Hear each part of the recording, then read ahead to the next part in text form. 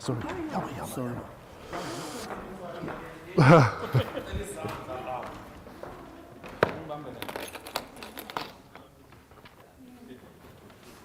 Okay, we'd like to start. So we know people have got lots of things to do. Saturday is one of our few days we can run our errands and do our stuff, but we also, I get that why people come is because they are interested and being part of this project. So we thank you for participating in this fashion, and participation happens in different ways, whether you're on Facebook, WhatsApp, physically, where there were people for every community engagement or where you just came once. Just to create the context, you're welcome to contribute and add even further. Wendy and I had another conversation that something just dawned on her, where we could include into the plan. And Jonathan also had another idea. So please, this is a discussion, this is open, it's a conversation.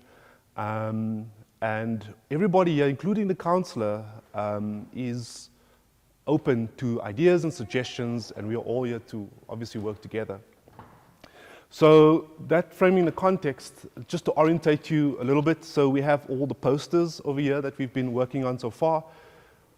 These posters are the spatialization of the discussion and the discourse that has come out of multiple meetings and workshops. The beginning posters talks about the questions that a lot of people asked, so it's addressing those questions. So what is a precinct plan? And precinct actually also means a suburban plan, a plan for your suburb. And we've also defined what the client has shown us we want to look at this area particularly, and that area is fluid in the sense that although there's not a physical line in the road from Melville to Auckland Park, there are things that affect us both. Someone across the road is also affected. The same like the copies is something we access, so it's also important to us. So we think about the space in a connected way, like in a way that are networks, and not in hard boundaries. The other posters talk about what the process was so far. So we went through a process of identifying the areas that we were working on, and they are these areas. So we looked at the different precincts, but then we broke them up into urban form, movement. We also looked at safety, and we also looked at sort of things like heritage and so on. So these are the different, we broke them into roads: Main Road, 4th Avenue, 7th Street, Lothbury, Rustenburg. These are snapshots into those areas, and it means that that snapshot, that principles apply to the entire road. Above the graphic, above the actual image, because that image is easier to read, there are the plans of those roads, so you can actually start to see where things bend in and where things bend out. The general principle that has been coming through all the drawings, as you can see, is based on what we found as the status quo way in the beginning. Was we found that Melville was a place that doesn't contribute to a lot of walking, although we have all these facilities. So that was kind of one of the main foci. Safety was a big issue, and those in the form of lighting, traffic, speed of cars, landscaping, and urban furniture, things like signage, wayfinding, landscaping, seats, trees, public spaces were a lot of things that came out of them. So a lot of these ideas were pro-human, pro-walking, pro-urban. The degree to which is what we're debating. And I think what has happened is there's a consensus about us experiencing our neighborhood with all its great assets, but it's the level to which we are discussing and debating.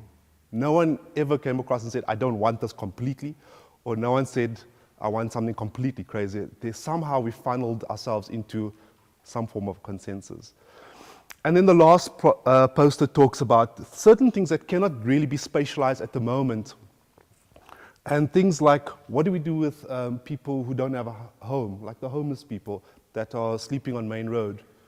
So those are the things that we need to discuss, and that's a much broader discussion. We cannot say, put a pinpoint on a plan and say, right, they're going to go here, because obviously that goes against every socialist program that exists. So we've identified, and I see one or two people here that was at the last meeting that wanted to be part of that further discussion workshop. And then there are things like SIDS or part SIDS, or how do we create some sort of initiative around controlling and managing this plan beyond the lifespan of this project. So, and that's going to be a feature discussion which Sabella over there will just talk to us about. He will give us a view into how the council sees it, how we see it, what has been happening so far, and how we can tailor-make it to suit us. But one of those issues is it takes a lot of voluntary work and foci to kind of make that happen. Okay, so to orientate you, that was it. Are there any questions, or I just want to introduce some people from the city, from JDA. Hi. Christo Boitus.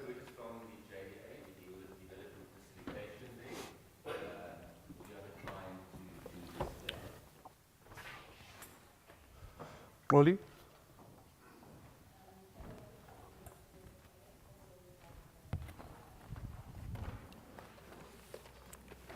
And then the team.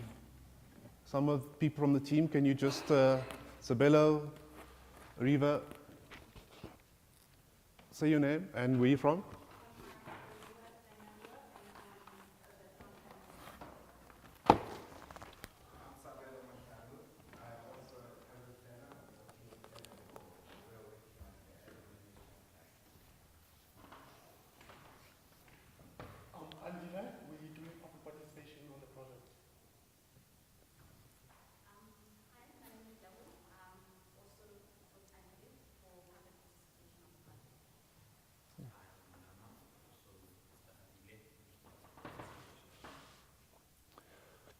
Okay. I'm also from public participation. And Nikki. Hi, I'm Nikki. I'm also coming up the JDA. All right. And then there's Paul Mills, who's a resident. He's been filming this for us for the entire process. He's volunteered to do this. And also we have a few people that are quite important. Wendy, I just want to introduce yourself. Okay. And then the councillor, Jonathan. Introduce yourself, because you have a particular interest in this project as well. I'm a resident in Melville, I'm a troublemaker. And also from the MRA, and also, are you not? And you're also interested in cycling and walking. We've got clients who work in low carbon transport, preparing for electric vehicle infrastructure and cycling and on-road transport, which I think has to be front and center in any urban living. Are there any other people who want to say where they're from or what their particular interests are? Okay. All right. So I just want to go through some of the posters, and some people who've been to the previous meetings know already what it's about. And I'll try to be as simplistic as possible and efficient in the way that I discuss it. And the idea is that we're just trying to pick up any more, we're trying to trawl for more ideas here in the deep seas of our ideas. So this is Main Road, and the vision for Main Road here is specifically around traffic calming, the form, and the continuity in the shape and form of Main Road. Yes?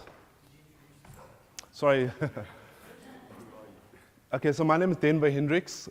I'm a resident. I live in 4th Street, just down here, opposite the white gables, semi-detached. And I am an architect. I'm also the head of department of architecture at UJ, and I practice as well.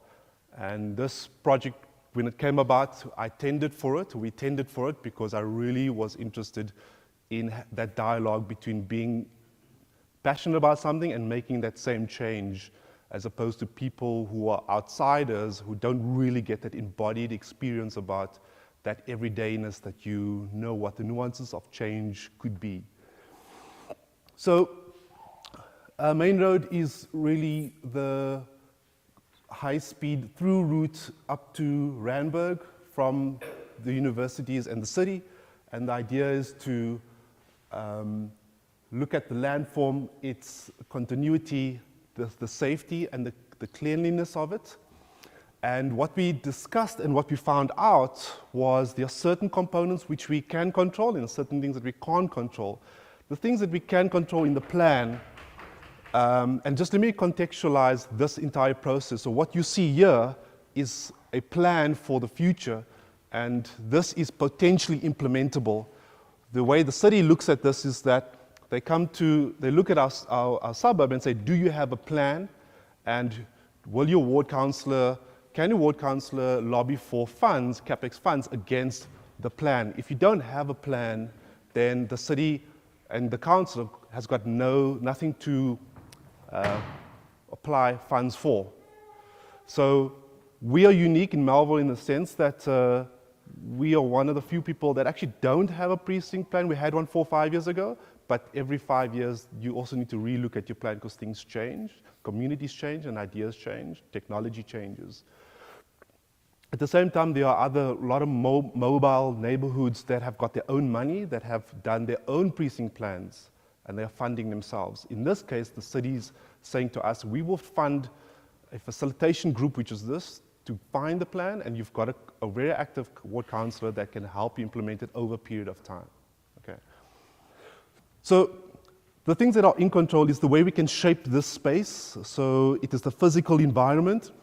But the things that we found that is very difficult to control are things like where the buildings are owned by landlords and we can't control that actual form and that aesthetic. So design guidelines was something that came up, and the question was, can we control the design guidelines? For example, even down to the materiality of face brick, the idea that there's a colonnade, the fact that it's clean. Those are questions around that sometimes falls onto the landlord, although not necessarily cleanliness. But also the typology of that shop and what it is. Is it a space that's going to give us problems? Is it about noise? Is it about people we don't want in that area? Those things are very difficult to control. So the other issue that is very difficult to control is the fact that this area falls inside of the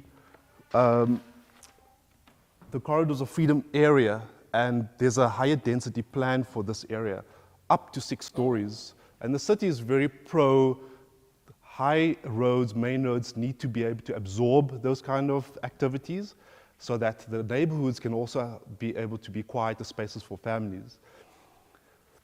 The other practical concern around these issues is that at the current status, we don't have the infrastructure to support that, electricity, sewer, and so on. So it is very difficult to, even though we understand what the city has, and even though what came out of our meeting was cap it not at 6, but 4 stories, those things are very difficult to negotiate around what the individual wants, what the city wants, and the infrastructure that's at play. The other thing that is very difficult to control is sparse access. As you come across that corner and getting into it, would be really nice to really just sink into that parking lot and go and do some shopping. It would make it easy for us to walk to Spa and back and forth and make it easy to traverse that road. The buffer zone in the middle with landscaping, floor changing, not level because of the speed of the road, could reduce it, and creating a robust edge but be very defined in the way that it moves in and out, and moving the bus stop to a place that is a lot more central over here as opposed to where people are parking and ready to turn left and go right. Yeah. Are there any questions or comments around this area? Yeah. And sorry, is somebody taking notes? Lebo, okay. Will there be demarcated areas for taxis to stop? So there's a bus stop, taxi stop over here. Just one? There's one over there. There'll be one on the opposite side. Now what happens with main road from 4th Avenue down to Judith Street? Nothing? So there's no real discussion along what happens along that edge. Are you proposing something? Most of the accidents happens close to Judith Road. Okay, and that's what Wendy just brought up this morning. So we'd like to include that plan that idea onto the plan. And the idea was that as you go down down Main Road, as it bends, that fencing on the left takes quite a bit of beating, and Wendy says some people have died there before because of that speed. Late at night, 2, 3 o'clock in the morning, people are going down there and plummeting into that fence, and we lose the fence and it has to be repaired, all that stuff. So we want to include the plan some sort of structural barrier that prevents people and separating pedestrians and cars and allowing people to take some sort of impact with a car. Yes. Those grey areas, did you say they were going to be hardened sort of pedestrian? Change of surface. Yes. My concern is really about the informal traders because, they tend to make use of the pavements, which is fine. But I'm just concerned that more of this hardened surface area might become a focal point for traders to use, and then you've got pedestrians crisscrossing. So it's just a concern I have that, if there's no kind of designated area for informal traders specifically, then they're going to make use of space that's there. And then you're going to have pedestrians crisscrossing, and then you're going to have a bit more.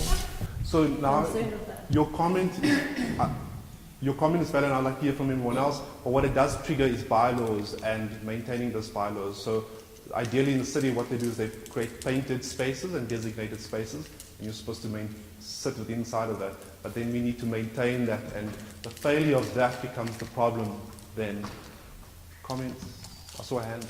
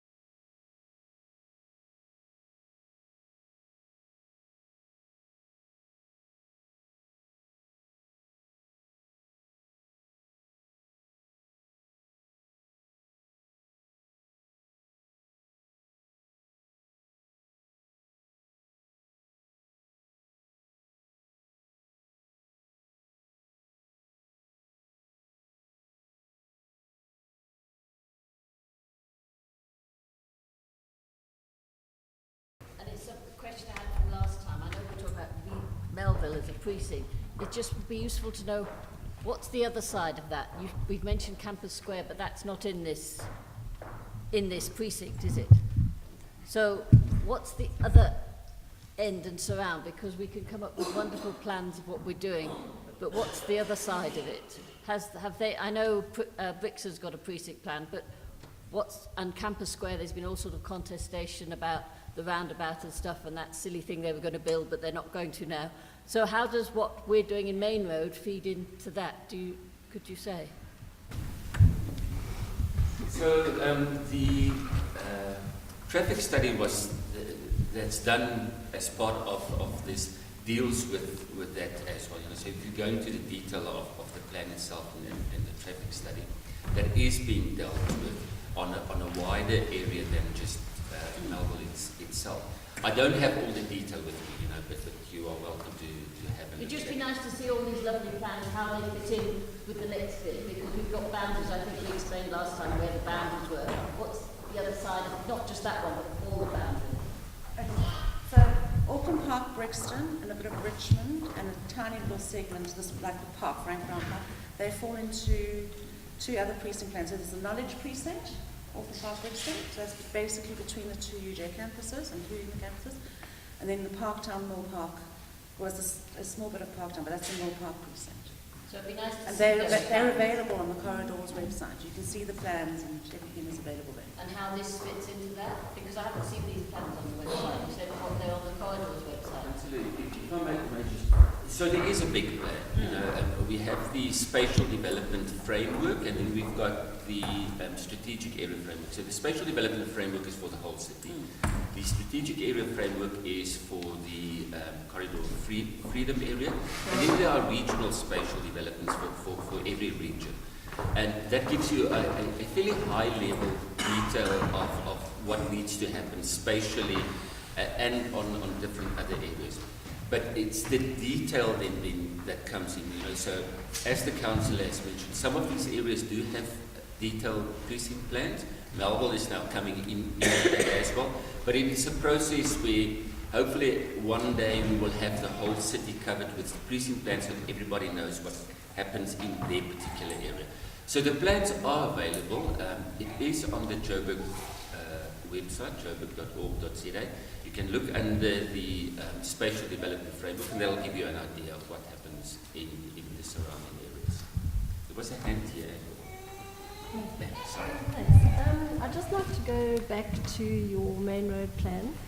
Your high density housing that you pointed out there, is that going to be managed by your Johannesburg Housing Association or your housing association in the area? Or who would implement the higher density housing? The concern I have is that as soon as you bring in higher density, depending what income level you're looking at, you've then got to think of things like schooling. Because if you've got 200 or 300 potential new residents, you could have 600 potential new young students, primary school, for example. So where is the schooling? I mean, it gets to a point where maybe, like in New York, we've been giving examples. Your school is part of your residential complex, so you cater for a schooling facility on your ground floor level or one of the areas for the school, for the children living there, because otherwise they're going to have to find a school somewhere. The schooling in the area has already reached its capacity, unless you have a site for another school. So now you've got to find a site. Is it vacant? Does it mean a rejuvenation or whatever? So your high density has those added elements that have to be considered as well. Yeah, so that is the question that we grapple with all over the city. The city's population size is going to double in the next 20, 25 years. And province, because remember education is part of the province's responsibility, and we keep on talking to them. The provision of schooling or sites for schooling, the way that we knew it in the past and still know it at the moment, is changing. So what we're doing in the inner city, for instance, Nikki, who works for us mainly in the inner city, is to do exactly that, that we actually are putting schools into the buildings that are being converted for residential purposes. What you refer to as higher density, the housing development that would happen in this particular area would be private sector driven, which is private land, where the city steps in for the provision of housing is usually on the social housing level. You know, when we start talking about rentals around about the 3,500 rand per month. The proposals for Melville, as far as that's concerned, is not that detailed for social housing. We're mainly looking at social housing along the corridors and in the inner city at the moment. You know, so lots of money, lots of effort is going in there. But as far as Melville is concerned, it's private. Yeah, I've raised the issue of, what income level, because the reference was made earlier about Melville and the homeless. So is it the intention that the homeless would then be moved to where No, the low income? we don't move anybody. So you would then have to plan some kind of low income housing in the area or for rental or whatever you're going to plan. Absolutely. So the immediate responsibility that we would need in this area, and it's a bit bigger area than just Melville, is to start looking at homeless shelters rather than social housing. The social housing is being provided, not directly in Melville, but adjacent to Melville. But a homeless shelter is one of the big things. It is a priority of the mayor to make sure that we provide homeless shelters across the city, and the housing department is at the moment now looking at the strategic plan for the next 5 years, and as from the next financial year we'll start seeing those homeless shelters going up. Okay, do you mind if I move on to 4th Avenue? Okay. All right, so the discussion that came out of 4th Avenue was the role of the street is connects 7th Avenue, 7th Street, and Main Road. And the nature of that road currently is the following. Lots of cars driving down that street, sometimes at a fast pace, and not enough space, especially on a weekend where people are parking both sides and moving two ways. And that is one issue that we're trying to resolve. There are two ideas here. The one is to keep it double lane and create embayments that is very clearly defined so that if you're parking in the road, you'll know you're parking in the road, and it will mean that you have to park inside of an embayment. That could reduce the bylaw role of having to tell people you're not supposed to park here. The other ideas that are coming out is that people are saying that this could also be a one-way system. And this could be either this way or this way, and then using first as the other reciprocal direction. The other issue around this connector is that it is one of the main feeders between the west and people going to Rosebank, Sandton. So we get a lot of traffic, which ends up why Lower Bamboo and Carlo and all those roads becomes quite traffic. So it is a very important road. The question is, what is the impact of that traffic if it is one directional? That we agreed at the last meeting, said we can test it. We would want to test to see what happens if you make people go only this direction and make people come the other way, and test and see what happens in that impact. The other aspects of this project was it related to Heritage and 27 Boxes. Heritage identified some houses along this edge, which means that we could represent Heritage firstly in an educational sense, identifying those houses, having wayfinding systems that talks about those buildings, and training people or the owners or letting them know about the significance of their buildings, so that also if they do decide to do any development, that they would do it in a conscious way, because it is an asset to Melville. The other issue around it is 27 Boxes, and the fact that it is, obviously we've now accepted the fact that it is here, and we're embracing the change it is going through. We've also worked closely with Leon from the Countess, who's very involved with Satik, and he's also trying very hard to help us and listen into what we're saying so that he creates a facility that we can all also want to go to. Like, for example, the public, it's not really a public space, it's technically a private space, but it also is publicly owned, but they are now renovating that space. And we've given our ideas for free to say that this is what you could tell your architects to make. So it's an open public space, change the staircase so that you go upstairs, continue that drag up and make it open and a lot more pleasant with a bit of greenery and so on. The other issue around this area is the tuk-tuks and the broken paving and the low lighting. So that talks about the lighting, having some sort of dignified space that if tuk-tuks were to pull up and sit underneath a canopy when it's raining and wait for the services that they actually provide for our community, so whether it's Uber Foods or taking people back and forth or whatever they're doing, Delivery Express. These are the guys that actually deliver our food. So designing something that looks quite decent, and also traffic calming and pedestrianization that maybe links to those accesses into it. Yes? Thanks, Andy. So just with regards to the tuk-tuks parking, obviously, so there was two things I wanted to maybe just think about. The top level of the 27 boxes where you have the parking for the residents, the tenants, whatever, seems to be generally pretty empty. I'm wondering whether that could be better used. The second issue is, if you do make it one directional, currently the sixth is one directional, so not fourth but sixth, down to. It is one directional, and the tuk-tuks just drive the other way down. So have you it was just throwing it out there to say, if you are doing it one directional and planning tuk-tuk things like whatever, they're much like the taxis in their abeyance of how things work, and just whether that would cause problems. Can I just ask, is Fourth Avenue zoned as a transport through node, or has it become that by mistake? Because so far as I know, Melville's a residential suburb which happens to have a few bars and restaurants. And Fourth Avenue, just in the last couple of years, has increasingly become commercialized, very often illegal, and it's increasingly become a through road. And I'm wondering if that's by design or not. And also, if you make it one way in one direction, should you then take First Avenue and make that a through road through a residential area? And shouldn't we be pushing the traffic onto Perth and Empire and Judith, which are designed for that, and leaving the residential nature of Melville, rather than accepting more traffic and more commercialisation in what is essentially not a commercial suburb?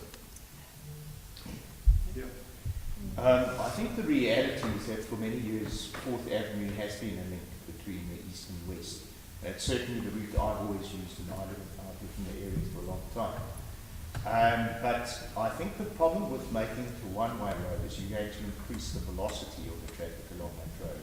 And you're also going to increase the risk to pedestrians. Because what tends to happen is if you have a two-lane road, you get people weaving and doing this kind of thing. And I can see that there potentially a lot of people could become involved in accidents and so on who are trying to cross the road. So I don't think it's a good idea, in fact, to make it a one-way road. Although, it sounds attractive, but I think it will create a lot of problems. Okay. And do you mind if we test it anyway, so we can also see? I think we should test it. Okay, good. All right. Are there any other questions, comments? The other thing that just came up was on top, the parking. We have engaged Leon around it.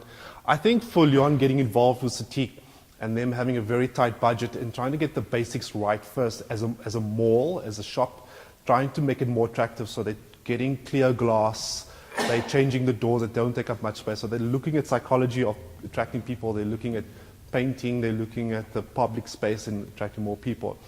When we started talking about the upstairs, he was open to it, but I don't think it's at the top of his top 10 list. And we spoke around the ideas of hot spots, sort of hot desking, young professionals working there, even asking the public library that is at Spa or was at Spa on top there to pull back into it and become this library space that you can sit and look across to the copies would really be an amazing place for us to go, but it would also help to service the shops during the course of the day. the other dynamic is that a lot of Melvilleites are getting in their cars and they're driving out of this lung and then coming back into it, and it just expands again. So we just continue to do this. So there's no sustainable way. And at the same time, there's a lot of businesses who run from homes and are small business, and they can actually move around. So there is the need, but I think it all depends on how they position themselves and they relate to us. But we'll try to sort of pick at that conversation. Are there any other comments around this? Okay. The next one, let's just see. 7th Street. Sorry? Close it. When one of the residents was talking about green spaces and parks, and I just imagined the whole of 7th becoming this park and hard spaces, park and hard spaces. Anyway, so this 7th Street at the moment, the nature of that street obviously is the business and the high sort of pedestrian traffic. At the moment, we are aware of the fact that sometimes the pavements are too narrow, and we are competing with space between the restaurants and us. And we also love to walk our dogs, and we walk prams and so on. So we want to have enough space for everybody to occupy that space. But there's the other extreme, there's this balance that we have to find, that a lot of people have said, close it, and some people say, but the fact that you can drive down that street and see activity also intrigues you and makes you want to stop and get out. It also makes you want to get in your car from Bryanston and come here and park closer. So there's these conversations that have been going on. At the same time, it's also very hard to be sitting at a restaurant and looking into a metal box of a car and then looking through its window to another metal box in the car. It reminds us of one of those shopping centers in the north where you sit in the parking lots and you're eating and you look out at the sea of cars. It's just not very comfortable. So the strategy that we were looking at here was, if we alternated, if we took off, for example, 50% of the cars, just 50%, and of that 50% space that's left, you alternate with loading bays. Sort of like, and I'm not saying in any way that this is Melrose Arch, but if you look at the way the Melrose Arch parking works, there's very selective parking, then it's very precious. And it's that type of idea that the surface and the road, the bollards, the landscaping relates to each other. And then the idea is that then we take some of that parking and do 2nd and 3rd Street one ways. Because at the moment, 2nd and 3rd already is a narrow road. And again, you have car, parking and driving, and we're competing. And if we just got the flow going and we reduced it and had herringbone parking with one lane, that would allow us to kind of pull out and then go and move around. If the argument is around, I don't want people parking in front of my house, they are parking in front of the houses anyway. The only difference, it's a mess at the moment. So we're trying to clean that up and light it up really well so that it's a lot more safer. But coming back to 7th, it is trying to include urban furniture, landscaping, and broadening out some of that one parking bay lane and biting into that and pulling back in. The technical challenge around this, and we had a meeting at JDA, was the drainage systems, that you don't want to be moving drainage systems around, but we could resolve it technically by keeping the drainage system in place, but then falling that bite that you take into the road, fall it back into the drain system and have a flush system, drain system. The other idea that came out was there was no public space anywhere in Melville that you can actually go to buy a coffee and not commit to a restaurant.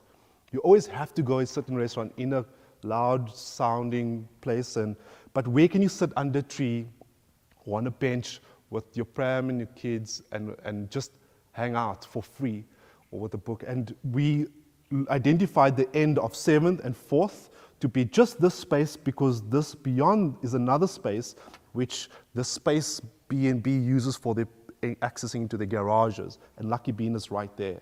There's already a culture of people hanging out in these fire pits and people are having a good time. That probably most likely would end up becoming a culture that people would gravitate to in the evening. But that is the idea of 7th. Thank you. Well, it's everybody's idea.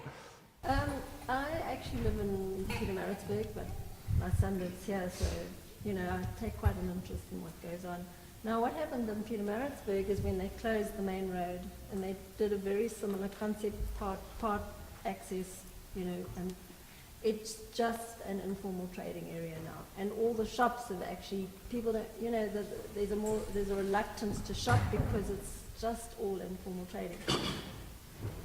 Be that it may well be an issue where the council has not managed its informal traders and applied the bylaws, I don't know, but the situation has existed for years. So whilst I like the idea, I think the control and the kind of activities and is going to be quite crucial, and the traffic movement patterns so that it doesn't prejudice the shops. People are not then inclined not to go shopping in that area, but you want to bring shopping. It's quite, I think, a difficult balance that has to be managed quite carefully, from my experience. Yeah, this links back to your first comment about traders and space again. That seems to be it's important to you. When you're within a trading area, because it's a high activity of people coming to visit shops, your traders are going to be there too. So you're going to get this clash of interest It's between interesting the formal and the informal. it's interesting because the traders there have been there for 25 years and they've never actually changed. I think it's a question of obviously the numbers of people who are indulging in street trading. An example much closer to home where informal trading was encouraged and it was a disaster, of course, is in Yeovil and Rocky Street. And I don't know how we're going to turn that around. So I think it's a real concern that the lady has raised, that we have to be very careful that we don't destroy the existing businesses in the streets by creating an uncontrollable situation as far as informal trading is concerned. Can I just say something on that? The other flip side of this is, and if we travel internationally, is that the culture of street food also is not something that we have welcomed here. So not paying only monies to these people that have these long-standing institutional restaurants, but also young and upcoming people who want to give very quirky foods. And we're also losing the boat in terms of the cultural move of the Mabanengs and these people. Where are these new ideas coming around food and beverage? And we're kind of not making a space for that. Yeah. So I think informal traders are with us, whether we like it or not. I happen to like them. I welcome them as part of the economy. That happens to be part of our social economic environment. But they should follow the rules just like everybody else. And that's up to the city, which needs to show a willingness to enforce its own rules. And that's what's been missing so far. And where there's a problem with informal traders, it's not their fault, it's the fault of the authorities who are not prepared to do their jobs. I think we should welcome informal traders, but they have to fit in and comply like everybody else with regard to hygiene and litter and where they're allowed to be. And then the people like yourselves who design the precinct must design them in so formal and informal can coexist. It's not that hard, but it does depend on the authorities. The interesting thing about some of the informal traders is that they actually don't want a station, except for the leather guy, because the wire guys want to walk around and parade their things. And I asked him, don't you need a structure? He said he doesn't need it. So it's an interesting understanding about our perceptions also of traders. Yeah. Although you mentioned he doesn't need a station, he does have a station on the third. Yeah, he puts it on the ground. The wire the guy guy. that makes the wires, if you go on third, just after the little, I forget the name of that shop, the little trader who was attacked. Yeah, that's right. Just next to that, that's his station. That's where they make the wires. Okay, so that's they the do have it. production It's not on space. 7, but it is there. That's where they make it. Just point out another thing that somebody who has a restaurant in Melville that I personally go to or get takeaway from said that because it seems as if Melville is catering only for young people today. So if you're going to chase all the older people away who have got the money and who are going to spend, are you going to go chase them out? All the businesses are going to collapse. You need to think about that because there are a lot of places that are really not doing very well in Melville at all. So it's all very well wanting quirky food and whatever. You know, if you want quirky food, make it in your own kitchen then. you know, get a recipe book.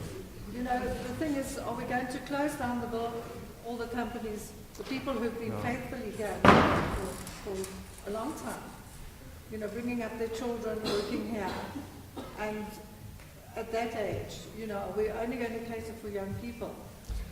I don't think it's about displacing. I think we're talking diversity. So Peron is opening, and they are young, but up-and-coming Mexican restaurants. So it's also difficult. We also can't control who comes in, who doesn't come in. But I don't think we're talking about displacing the restaurants for. I'm just thinking about, you know, where the money is and who's going to spend. The market responds to demand. That's just a function of the economy. I think that's why Melville looks the way that it does, and Marcus looks the way that it does. And that's not something that anybody can control. We can remember what Melville looked like 20 years ago. It was Café de la Creme and a couple of other shops, not so much restaurants. I can remember having to stand in a queue in the morning to get a breakfast at Café de la Creme. Literally, you stood there for an hour. But it was the only place where you could find breakfast in about a 20-kilometer radius. Things have changed, you know, and things will change. 20 years from now, we don't know what it's going to look like, but we want to at least give a direction to do what it should look like. But as far as market forces are concerned, we cannot control it. We may direct it, but we cannot control it. So I think the focus should, in my mind, be on what specifically are you trying to address? Are you trying to address the traffic issues, or are you trying to address local economy? You know, in terms of the proposal, you know, what would that actually achieve? This is a city policy. We are addressing livability, and livability first looks at people rather than cost. That is the principal spatial planning of the city. That's where the whole idea of densification comes along. You know, it speaks to what the lady spoke about earlier, as far as the provision of open space, you know, which then speaks to livability, making sure that the health environment is such that it speaks to that again. Obviously, traffic becomes an issue, but you know the rolling out of the public transport system on Empire Earth, and when that is complete, and the whole idea is that people would start using public transport, walk the city rather than using the private car. You know, I don't know what you said, but I think it's a very, very good point that you are making. That, yes, while the city might have an idea, it is necessary for Melville people to consider what the problems are, how those problems can become opportunities in that context. And I'm just wondering, did we actually consider it in that way? Because it's a very good question. I think what has come out of the meetings was the idea that we needed more space for more humans to interact, and I think that's where the reconfiguration comes from. I think how people interact that space is almost secondary to that, so people will start to cotton onto things, or how it will fizzle out. Any other comments? Okay, I need to move on swiftly now because there's one or two other aspects that we need to talk around this precinct plan. So Lothbury is also connected into Kingsway, and the idea around this is, and it's very difficult to articulate apart from the fact that it's simple to be able to say what the road condition can be, because the road further on where the Telkom the post office building could be, gets really wide, and then we can have an opportunity to allow people to have a much more elbow room to walk up and down, and that road is significant because a lot of people who are using public transport walk that road. So there's a lighting issue and a safety issue, especially for employees, people who come very early in the morning to work in our restaurant that serve our coffees and our dishes, and they leave very late at night, the chefs that are cleaning up and leave at 10, 11 o'clock at night, have to catch a taxi. So lighting and safety is very important, but also the Telkom and Postnet building is something that we sort of hit a bit of a hurdle, because we're scratching our heads now trying to see how do we manage an issue around that. So the first step would be engage the post office and Telkom and say, what are your plans for this building? At the moment, it's this derelict thing. It is the place where people are getting nabbed and robbed. What are your ideas, and how can we reconfigure this? I do know from previous conversation with Telkom is that their technology has reduced almost to one floor, and the one in Rosebank on that square, the guy, the CFO, said that they could literally sell that building and turn that into apartments if they wanted to. So these are potential things that are quite long discussion points that we are sort of pulling little strings on, and maybe we'll find a ball of string eventually. However, the other aspect that we do want to start looking at is that how this interacts with the street, is that we do what we said in the last community meetings, that we do not want this type of commune building that encloses itself and does not address and only services itself and just pack a whole lot of people in. Some of the comments came out of it should be a positive space, it should be a positive building, something you can relate to. For the fact that it's on Kingsway, it could relate to students, or it could be a coffee shop, it could be offices, and this is again some of those places that we as Melville people also would want to rent spaces, for example, SABC, Media 24, it could be some of those kind of places, ABSA's right across the road. So the interface of this is important. How we control that is very difficult because it's private land, it's a pub, well, it belongs to the government, it's Media 24, which is obviously government. So we are trying to set up a meeting with them to ask them what their plans are for that area. We do know that that restaurant is on the corner there, and how it relates to it seems to be negotiated or understood.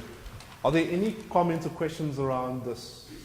I'll just ask you that big building that was drawn on the right-hand side of the picture. Yeah. Talking about a positive space, and I understand that. You said that emerged from discussions. Which discussions did you have? So initially, there was the discussions around the entry points into Melville needs to look presentable, clean, and safe, and also the connection to the transport. So that's not a negative space. The only way we can start to spatialize that is that if you have to do something, it mustn't be a fenced-off thing. So we created something, it could be anything, that has a relationship to the city. So it's about frontage, it's about relationship to that road. Was that a suggestion by someone from the community? Yes, it was part of the meetings. We had all the meetings. I don't remember that being suggested. It's been part of the meetings, yeah. Who suggested it? We don't know. We capture all the information on all the comments and we put it in. But what is the problem with the room? Sorry? What is the problem with it? At our last build form meeting, that was introduced for us to look at. It's just an idea. Just I simply asked the question, who suggested this? Because I can't remember that being suggested by anybody at the I suggested long ago, years ago. Yeah. I said Okay, we but need And she also said this at the last meeting as well.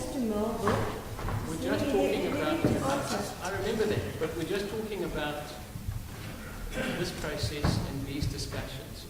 The fact is, it is an entrance, it is quite an important entrance into Melville. Why would you be opposed to making it I don't want to get into a debate. I'm not here to No, argue. ask me a question. Okay?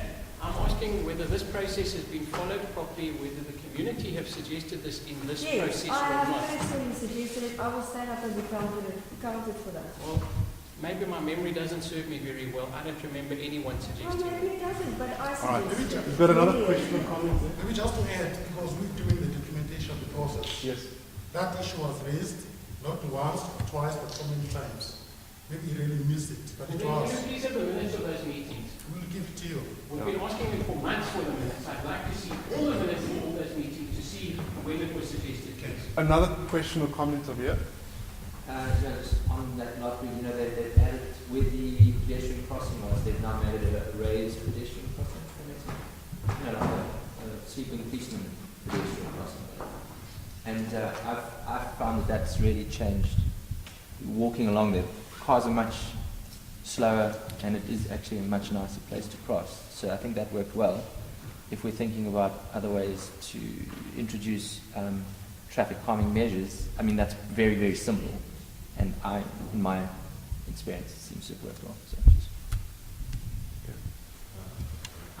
just want to ask, where is this suggested to the like this building that you have? Sorry, so this is, so that's the ABSA building. The Kingsway runs this way. And then on this corner over here is that res that was just built. That's that open parking lot that belongs to Media 24, yeah. Okay.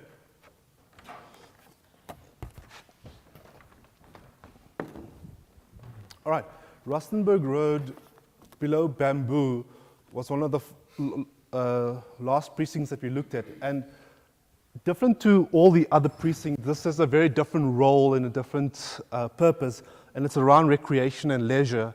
And to think that we actually do not have a place that we have this diversity of places, and this is actually it, and we should be able to embrace it and acknowledge it. The one thing that came out of the meetings was the fact that this area could be upgraded in a way, because the parking could be resurfaced, the connection and the relationship along that road, and walking up the left-hand side uphill is very difficult at the moment. There is no ability to walk up. It would promote people to start using it. So, for example, we play tennis here on a Sunday. Yeah. Yeah, so this is Rustenburg, and that's Carlo. That's Bamboo on top. Yeah. So it goes over Barrietto over here. So, and then the idea is that this paved, clean space gets taken all the way to that corner, the robot over there, where the guy's selling the wood at the moment, and kind of just make it cleaner and also accentuate some of those aloes. And we could also look at wayfinding.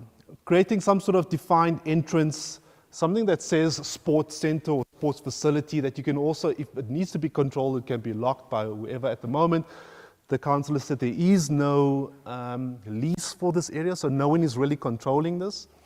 And also at the same time, there was a discussion around one of the many links into the copies, and this is just an idea that could be replicated, but have some sort of signage entrance. I mean, that's a very cheesy signage entrance. It's the only one I could find.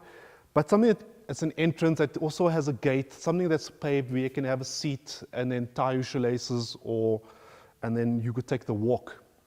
And then along the walks, and Wendy said there is these type of things, but wayfinding system along the walk of the copies.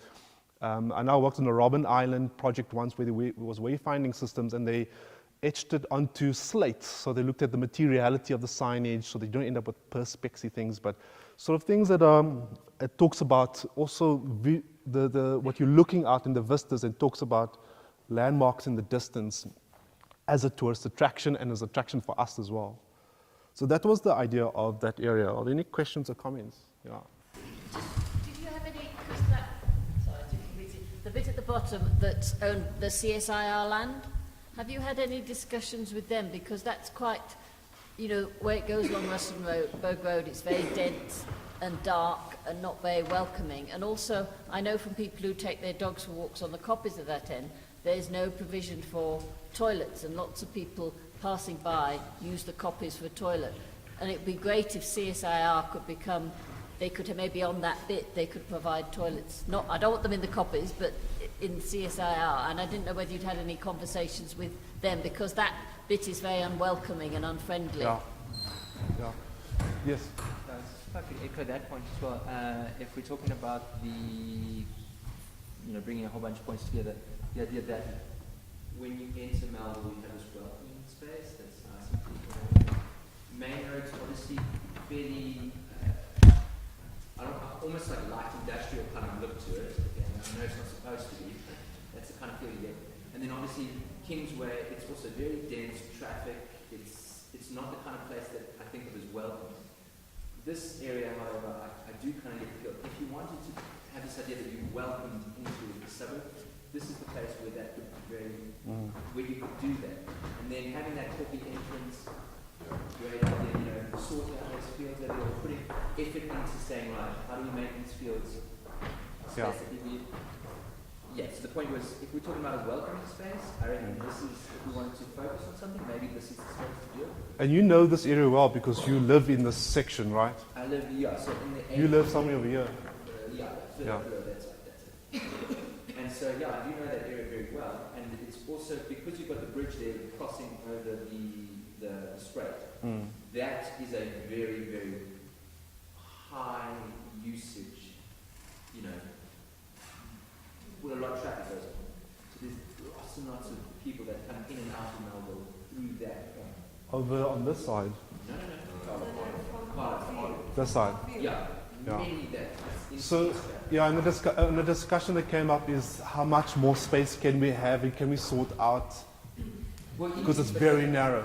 It is, but the traffic does flow. It's not a traffic issue, unlike main road, which is a congestion. No, I mean pedestrians, for Yeah, pedestrians. pedestrians as a space is not used much as pedestrians, and bicycles is also a very problematic space there. And that's why I say there's a lot of, I think there's a lot of scope for this area to be, if you want to make it a welcoming space, like this is a really cool space for it. Can I just make a point with regard to pedestrians? Because I walked up and down that road on quite a number of occasions, and you, apart from the weeds invaded and trees all over the place that shouldn't be there because they're invaders, that's one aspect of it. If you're talking about welcoming, do you then green it with indigenous stuff? Would you just leave all the weedy things to grow merrily? But also, the pavement is higgledy-piggledy. Where they have these metal post things for the railings, the screws out. It's not a very easy place to walk. It's a pleasant place if you want to, but it's not an easy place. It's not really looked after for pedestrians. It would be nice to be able to do, but more, walking up and down. So those are the low-hanging fruits that can be picked immediately. Councillor Steer. So I think there's a proposal for you to really make yourself very popular here in a particular area. We're literally talking about repairs and maintenance on certain areas that you can really take forward, and that can be done. It's one of those things where we call it visible service delivery. Make sure that between the councillor and the local members, those things can be done. Councillor, just the CSI, I know it's a passion of yours as well, so maybe you can address that particular issue. So the CSI are, we're going to upgrade the sports side. It makes sense that we fully utilise the CSI, and it hasn't been used. There's some companies with sports leases, and there's no big plan for it. And it's a fabulous site. So, as was mentioned earlier, every single ward is going to have a shelter. We have a need for it in the schools. We need to accommodate people who are on the streets. We also need to look at skills development facilities. We also need to look at assisting domestic workers whose children attend schools here and have nothing to do between 2 o'clock and 5 o'clock in the afternoon. Maybe we need to have some sort of aftercare facility for young kids so we keep them safe and they have access to library books or whatever it is. So that facility is one of the options. I personally would like to have an office there. I'd like to be closer to my community. At the moment we're in a very expensive building with the Diners Club, it's ACA Cards. And I'm sure you as taxpayers would like us to save that 350,000 rand a month rent. That's money we can get back into our communities. The other thing is that the Rustenburg Road there's a whole upgrade that's being looked at already. When we did that clean-up with the cyclists in February, I discovered that there's a path, there's a walking path that actually runs all the way along the top of Barry Herzog. That is completely overgrown and horrific. I think we cut out about, 20, 25 trees that were all alien species. And we're not going to plant trees now. When they're green, we're rehabilitate that embankment and then widen Rustenburg, and we've got a safe walking and cycling space on that road. On that embankment we will put indigenous, we will plant indigenous trees, not shrubs, but we still want to clear an open space where it's safe for people to walk. The other ideas we had was to do a running track around the soccer fields. You know, a lot of people like to run. It's a beautiful flat surface. And then we've got the culverts there, which are potential security risk because a lot of the not so nice people, you know, the muggers and what have you, they use that as escape routes. So to try and come up with something creative around that, but also that works, that's ecologically friendly. So instead of water rushing through, we can try and use one of those biosphere solutions. So this Rustenburg Road upgrade between our ward and the Emmarentia side, that whole thing is actually really being looked at. Richard, can we not do short-term planning where at least that bridge is cleaned up and the pavement and the walkways that exist now, that we just do that in the next year? Yes. It's so dilapidated and tatty, and that, you know, we're not talking brass and money. We're not. I mean, the bridge for me is a huge problem. One is because it's actually a heritage bridge. And someone's already illegally gone and stuck a signboard thing up, which we're trying to get. It's completely illegal. It's the Carlo Road Bridge. There's two, what are they called? Gantries, illegal gantries that have been put onto that. So I've put it onto the Heritage Association because I'm struggling in terms of the law enforcement because everyone's waiting for the new Bible or advertising video. But the heritage people are now nailing that company because they've actually gone and they've done some damage to historical property.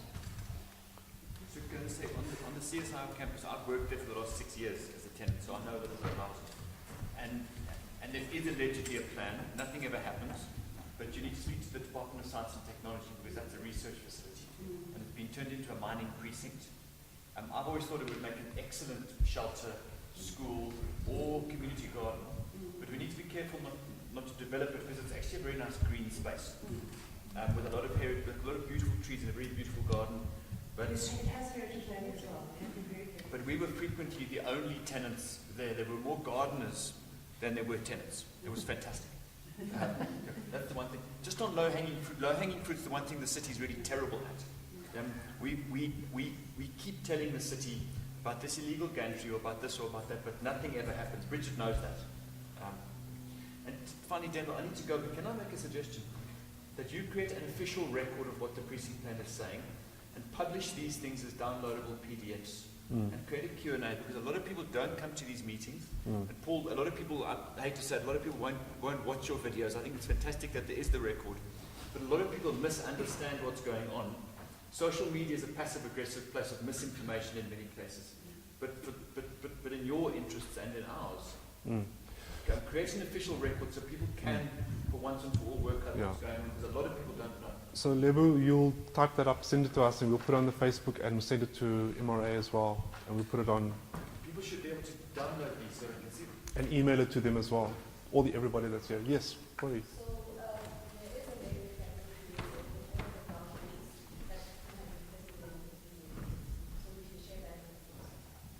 Yes. Yeah, just to echo Derek's point when made, I mean, that point does get made each time that the distribution of material is not ideal. So we have the material, we just have to distribute it, you're right. But please don't just give us hints. Please publish it. It's so much easier for us. Don't send us on a wild goose chase to find what we'd like to see. Please make it easier. All right. Also, now just what the Rustenburg Road seems to be there seems to be a lot more attention being paid to Rustenburg Road than any of us know. And the possibility of putting a shelter there, in fact changing the entire character of that side of the suburb, I think it would be good if there were proper participation in that. Instead of just planting a shelter there, for instance, because it's one of the options. And I'm sure your intentions are perfectly good, but I'm just hoping that there hasn't been discussed much. So it can't be discussed idea there. So they have to find out first of all if it is available. So we can't even have start the meeting or start the process. We do the public participation until such time as we have the event.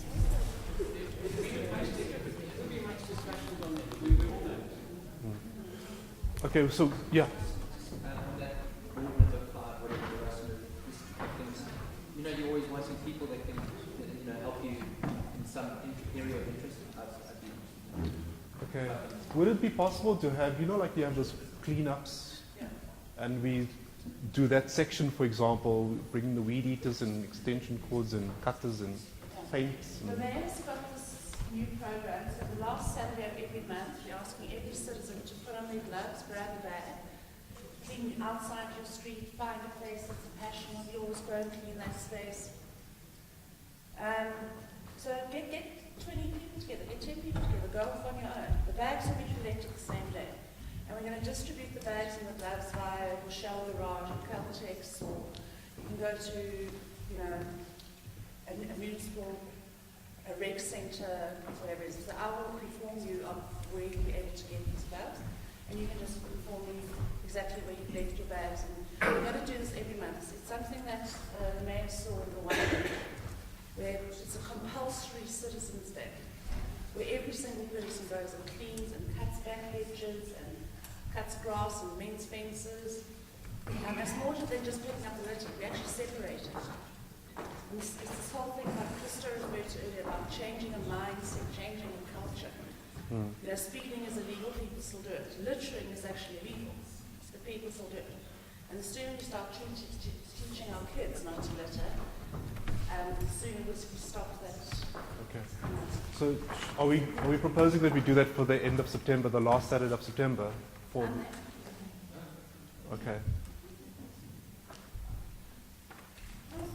Talking about cleaning up. Check it out. I don't know what's the problem these days. I've seen in different parts of the town, I don't drive around very much, but the other day I was driving around. They were cleaning up and making so much mess from where they were cleaning the actual bins. They were leaving mess as they were going along. In my street, on 4th Avenue, here in Melville, I have actually gone after Pick It Up have left and gone and picked up stuff that they've dropped and left behind. I mean, if the bins are full and there's just one tidy bag that's not broken, it's got garden refuge, which was left outside my house, for God's sake, you can't tell me that they couldn't pick that up and stick it on the truck. It wasn't like it was a lot of stuff. It was one little bag. Honestly, it wasn't much bigger than this. Sorry. I'll give you my card. Next time it happens, just let me know. And I will find out, because it's difficult, it's vague. I need specifics. This road, on this day, they didn't pick up this bag or they left it there. Because then we can find out who's working on that route on the day, and the head of that depot can take it up with the people on that road. So we have 20 minutes left for this meeting, and I want to leave the last 10 minutes just for any other questions and comments. But for the next 10 minutes, yeah? Only one question is, the precinct plan addresses 4 streets and what's the Rustenburg Road. Is anything else planned? Say, for instance, between 1st Avenue and, say, 6th Avenue, between Main Road and 9th Street? So the one thing that we haven't been able to spatialize yet was the 2nd and 3rd road one-way system with the herringbone parking. And I know you've brought this up many times, and maybe we should look at what actually we plan for it's 1st Avenue that you're concerned about. So if you can tell us if you can articulate that for us, then we can help to spatialize that. Okay. All right. Yes. May I please make a request for the record? The minutes of all of these discussions, not only the public meetings, but the focus group discussions, and very importantly, the built form focus group discussions. Please may we have those minutes of those meetings published, and I'd like the handwritten contemporaneous minutes from those meetings made on the day, not just summaries, please. I'd like the actual minutes. I've seen that they've been done very, very laboriously and conscientiously by hand. I'd like the handwritten notes, please, from each of those minutes, from each of those meetings, so we can check the minutes. Okay. Lebu, Andile, the response? You've got your notes, I presume. Okay, I think the client will pay us.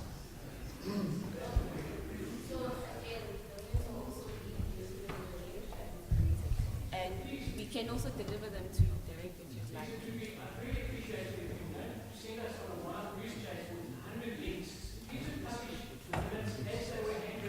Okay, let's do that. We'll make copies and provide them. Quickly, Nikki.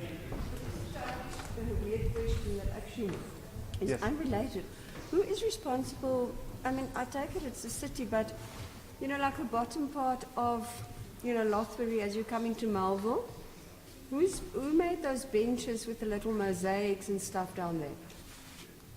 And then also, because I see they're also cleaning at this end of 4th Avenue, I don't know if it's the spa, but all the paving along there is being fixed. And then, I mean, actually at Lothbury there, maybe it's APSA or whatever, but that looks really quite lovely there. Yeah, I think Christo and the ward council could tell us what's happening. She's just asking, maybe you can take this up after the meeting, is who is intervening at the moment at Lothbury, those benches and those mosaic seats and down here by 4th.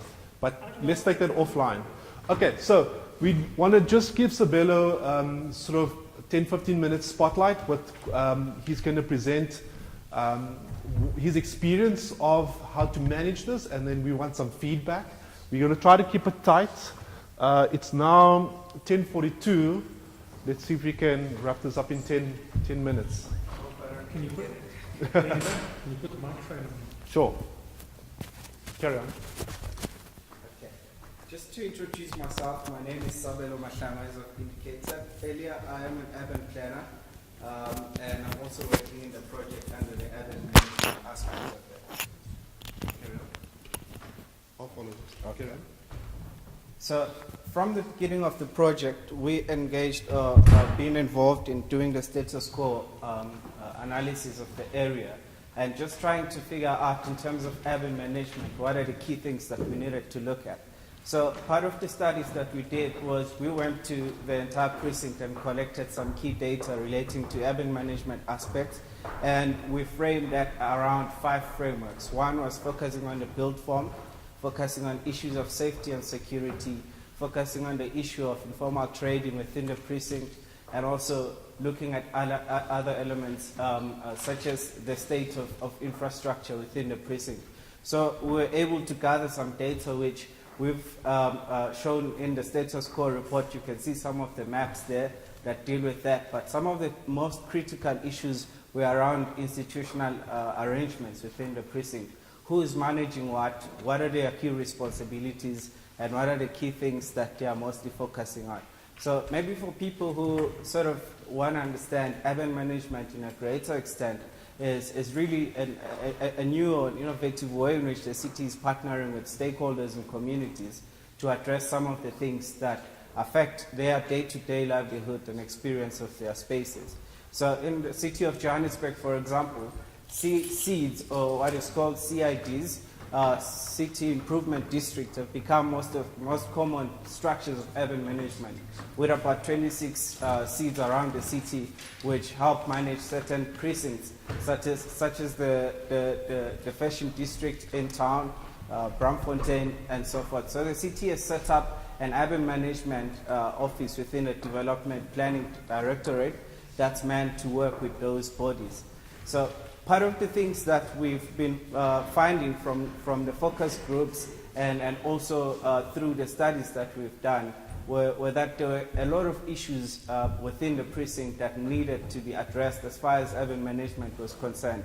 One of the major issues was the issue of safety and security, where as much as there are many initiatives within the precinct, people still experience quite a lot of crimes, quite a lot of break-ins, and a lot of robbery on the streets as well. So we tried to frame that and try to look at how best to approach those kind of things. Other things that came out from the focus group meetings were issues around managing activities on the major streets. Some residences had complaints about how some of the businesses would operate for longer hours, creating noise, and when they closed down, there was no better system to manage how people would carry on the street. So people would carry on playing loud music on the street, creating a whole lot of noise for residents and so forth. And then we also picked up quite a lot of issues around infrastructure, the state of the pavements, how these things are fixed. Is the city fixing them on time? People send requests for these things to be fixed. They're not being addressed on time. Street lighting, a couple of street lights on 4th Avenue would not be working for quite a while, creating a very dark space, and people would have challenges with things like that. And in many cases, as you've had, the issue of waste as well. Waste management, Pick It Up is doing their part, but there's quite a whole lot of issues that were related to that were not being addressed. So we then sat down and combined all of these elements, and through some of the focus group feedback that we got, the ideal of coming up with an urban management plan that would not only focus on the state of those issues that I've raised, but also how, if you implement all of these interventions, how do you then sustain them? How do you make sure that they are kept at a state where people would enjoy using them? If we are proposing introducing greeneries, if we're proposing introducing street sitting and interventions like that, how do you keep it all working together? So the idea then came that there is sort of a leaning towards forming an urban management body which will focus in the precinct here in Melville. So the whole structure of the urban management body would actually consist of all the stakeholders who are within the precinct. That means property owners, that means the businesses that are within the precinct, that means even the informal traders who are doing business within the precinct, because everyone has a share, they all have a role to play, and they all have some responsibilities. So we've been working around that idea, but part of the project and the structure of the project is to ensure that everything is done together with the community. And in order to actually create or propose an urban management structure, that has to be something that the community and stakeholders within the precinct would agree on. So what we've been proposing now is the formation of a project steering committee, which will have representatives from all the stakeholders that would then represent the different interests of the groups that are within the precinct, and mainly also the businesses, residences, the Melville Residents Association, and all the other stakeholders. And the whole sole purpose of that steering committee would then to start putting together the building blocks of how the urban management structure could look like, and what are the key things that it should focus on, what are the key things that it needs to address. And then the city also has representation within that structure, with all the directorates that deal with the major aspects of service delivery, guys from City Parks, guys from JMPD, all represented. And that allows for a space where these issues can be addressed within a transparent space, and also with access to the city, as compared to how things would generally happen, where through the councillor or through other means people would send complaints and these things would not be addressed. So that is overall what is being proposed currently. And part of the proposal then, what we brought in was to look at how do you actually work around the institutional arrangements that you have. Because in our findings, we found that there are a lot of initiatives within the precinct.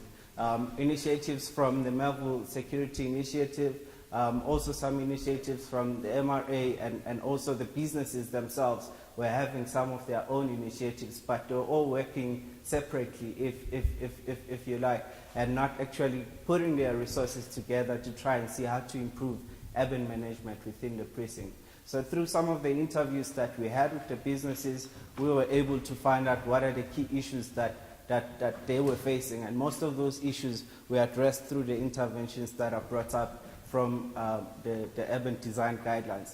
So what we are actually trying to encourage now is people who would form part of the steering committee as champions from the local area, who would be working with us from this point on to actually finalize the urban management plan. And part of the urban management plan is the production of a business plan, which then would actually give the proper directives of what do we do now and what do we do in the interim until we get to the point where the urban management body is put together. So, for example, some of the key things that are mentioned here are the low-lying fruits of some of the issues that people were raising. So through that project steering committee, there could be interventions that are put in place on how do we deal with these things as we work towards that, so that there is getting into the work of doing things as a partnership between the city's stakeholders for our precinct.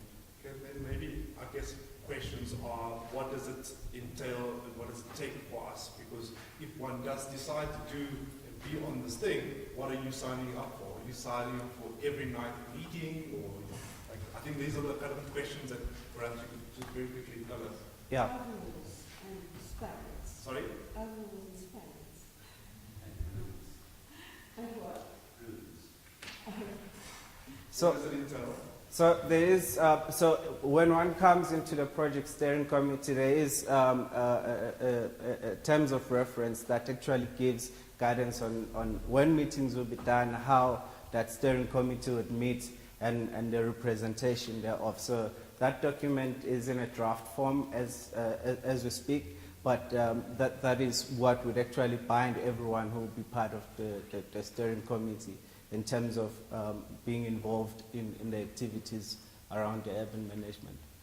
And then you're saying that we would, as a community, engage with the city, yeah, and then they support us. Yes. Okay. Yeah. I don't know if there are any other questions. What is the timeline for? So this project. Running up, yeah, for, you know, seeing the fruits of this labour. Of the plan or of what was mentioned now? No, well, this is all feeding into the plan, so, I mean, there's going to be working towards something that is adopted, or is it always going to be in the process of, you know, consultation and refinement? No. So it is coming to a close now. When is the testing weekend, Tuli? Or maybe Tuli can deal with it. She is our project manager on this whole thing. So, the development of the precinct plan in the south is ending in October. But the formulation of the steering committee is part of the project. However, we would like it to last beyond the project, and that's how they get to become a SID. It's maintaining or bringing life to the plan in itself. So the actual document will be taken to council for approval as a policy document as the Melville Precinct Plan. However, the formulation of the stakeholder forum or the project steering committee is something that is meant to last beyond the life cycle of producing the actual precinct plan, as a means of them bringing in that management aspect of the community. Sorry, so you're saying that the outcome of the precinct plan process will go ahead, but there's already been an agreement that Melville will become a city improvement district? So there isn't a decision that you will become a city improvement district. It is a proposal that comes with the urban management plan, that in order for you as a community, as a proposal, that in certain places around the city where there have been improved urban management, it has been done through a SID. So it is a proposal that we bring into you. It's not enforced on you, and that's why we have called it a voluntary organization where you get to become a part of. So we're not enforcing you. Even the draft terms of reference, it is a draft that we will be presenting to you, but you get to actually decide how it looks like exactly. It is a draft, it's just to show you how terms of reference for SIDs look like. So basically you're saying that the committee you're setting up is to set up perhaps a SID or not. Yes. But I thought the whole point with city improvement districts that they have to be funded. There has to be somebody to help pay for it. So is the city saying they're going to fund it or what? So that's where the urban management plan comes in that in other cities they have had to fund their own business plan. But as part of this project, we have then made that available for you. But the actual operation will be up to the community. Yes, and people, from my experience, all residents have to pay a levy so it would go on your rates. If Melville decides to become a city improvement district, I have no pros or cons, but every resident on part of their rates. I know in Cape Town, for example, in the city centre, it's about 90 rand a month or something. So all those things would need to be discussed, I guess. Yeah, so the City of Johannesburg has introduced a new policy called the Special Ratings Area Policy. And this is also a policy that you'll find in Cape Town, even around Stellenbosch. It's something that is being implemented currently. So the Special Ratings Area Policy is specifically dealing around the issues of how do you fund that management body. So the properties that would fall within the area that's earmarked for a special ratings area would then pay a special levy, and that would affect all the property owners within that area. So those would be some examples of how you could raise money to fund some of the initiatives around urban management. But the urban management body itself can then have some initiatives of how to raise revenue. Some examples like parking and other initiatives can be used to raise revenue to fund some of the management activities within that precinct. So that policy has been it has been published for comments, and it closed on the comments period closed on the 3rd of July this year. So it's something that the city is moving towards actually adopting that. So the difference then between a typical SEED, which was in terms of the Gauteng City Improvement District legislation, and this special ratings area, is because SEEDs were run in terms of that provincial legislation. And since 2015, the court ordered that SEEDs could no longer actually collect money from residents. So they operate as voluntary structures. But most of them, because they have stakeholders who are willing and seeing the value of them, still continue to operate. And most of the businesses who would form part of that would be the ones that contribute quite a lot. And an example of that is the Central Sentin Business District, where the businesses and all the stakeholders, they actually contribute quite a lot beyond what is actually agreed by all the stakeholders to make sure that they cover all the basic things that they want to do as top-up services to their precinct. As far as I understand, that court ruling about the SIT, yes, and the SIT's not being able to collect funds in order to have money available for these this management structure. I think the court judgment said that you cannot have a compulsory contribution system that applies to everybody, where everybody has to pay and it's made compulsory. That was declared unconstitutional. So I don't know how the city of Johannesburg are going to get around that by now doing a special levy for everyone, because that's still compulsory. So I'd like to see how and I'll go and speak to the legal guys at City, because I know them quite well. I'd really like to see how they're trying to get around this, because it seems to be the same kind of problem you're creating for yourselves. So in terms of the special ratings area policy, that particular legislation is built on the Municipal Financial Management Act. So that makes provision for the municipality to determine extra or levies in certain areas. But because previously the SEEDs were not necessarily operating based on that, that's why they were deemed unconstitutional. So, but now because of the SRA being something that is agreed by the property owners, it's something that then the city can work through in order to collect those revenues. So agreed by the property owners? Yeah, agreed by the property owners. That's interesting. I've never agreed. No, hang on. That's a legal thing. Let's just make this quite clear. The SIT, or the special rating area, let me just take one step back. Whenever we do these plans, as like many comments that came through here, it's all about urban management and what needs to be done to deal with clean and safe and potholes and all of those things, which a plan does not address. When we started with this process, we said this plan and its life should be owned and managed by the local community. And in order to do that, one of the things that can be considered is a special vehicle, excuse me, that can manage the implementation of the plan, and on top of that, manage the day-to-day urban management.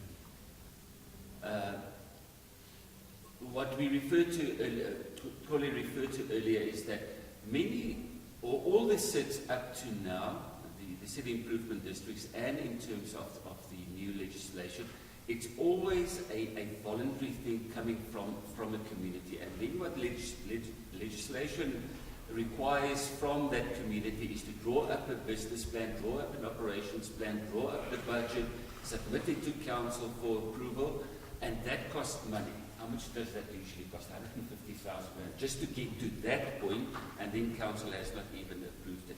Now we are doing it as part of the process. Whether the community takes that on or not, that we cannot influence, that we cannot do, but it's there, you know. So the Melville community has a product now that they can present to the city once the policy comes into place, whether it's legal or not, and it can then be expedited and be implemented by the community and the stakeholders. You know. So it is a product that's being provided, and it's literally a take it or leave it scenario, but it is there in the plan. Sorry, if I could just understand, I'm getting a little bit lost in all this terminology and legal ins and outs and everything else, but obviously you have the MRA, and Derek, I'm assuming, is the representative here for the MRA. And now we're talking about CID, which is now another committee thing run by the community voluntarily, maybe, that can decide levies on everyone in that community, perhaps. If there's some kind of, I don't know, it just seems like, why are we talking about this in the last 10 minutes of the last meeting? What is this all about? Well, I mean, are we going to have more meetings about this? Is this something that we want to drop in at the last minute and then kind of move on? Or what is the plan? So we've done the plan development, but the beginnings of that process were very poorly communicated in terms of the fact that there was no plan, that there was going to be a plan, but we're using the terminology of there being a plan, even though there isn't a plan, and the city has a plan, but this is not the city's plan, and this plan will work in terms of that city plan, even though it's not a plan, right? The beginning stage of that was very poorly communicated by what was going on. And it just seems like that's exactly now what we're starting. Very poorly communicated. Last 10 minutes of a meeting about something else. Let's just talk now about something else that might be legal, might be illegal, might be part of what the MRA would be doing, but might not be, could be. What are we doing? Can I just get some clarity? Yeah. I think you totally misunderstood this particular part. And I think from the beginning of the project, the ideal of urban management has been raised continuously. And through the focus groups that we've been having throughout, there were days that were specifically reserved for urban management to discuss and actually brainstorm around issues of urban management. And part of what we have been saying, even in those meetings, was the idea that the whole urban management plan is not an attempt to remake any structure that's there. It's to deal specifically with urban management and see how do you actually put the different stakeholders together. So there's quite a lot of stakeholders within Melville. You have the businesses, you have the NGOs, you have the Melville Residents Association, you have some security initiatives. So the whole urban management plan is to say, how do you bring all of these guys together and come up with a plan that's comprehensive for Melville? That's the plan we're doing now. That's our urban management. So I think the terminology you're using is come up with a plan, be confused with this plan. So yeah. No. Oh yes. the Yes. terminology you're using that's No. confusing. So the urban management plan is not a separate plan from this. It's actually talking to what is being spoken about. How to manage. So how do you manage this? How do we as a community manage this? Yes. As opposed to the MRA being involved as a separate body. It's a bigger thing. So- It's for all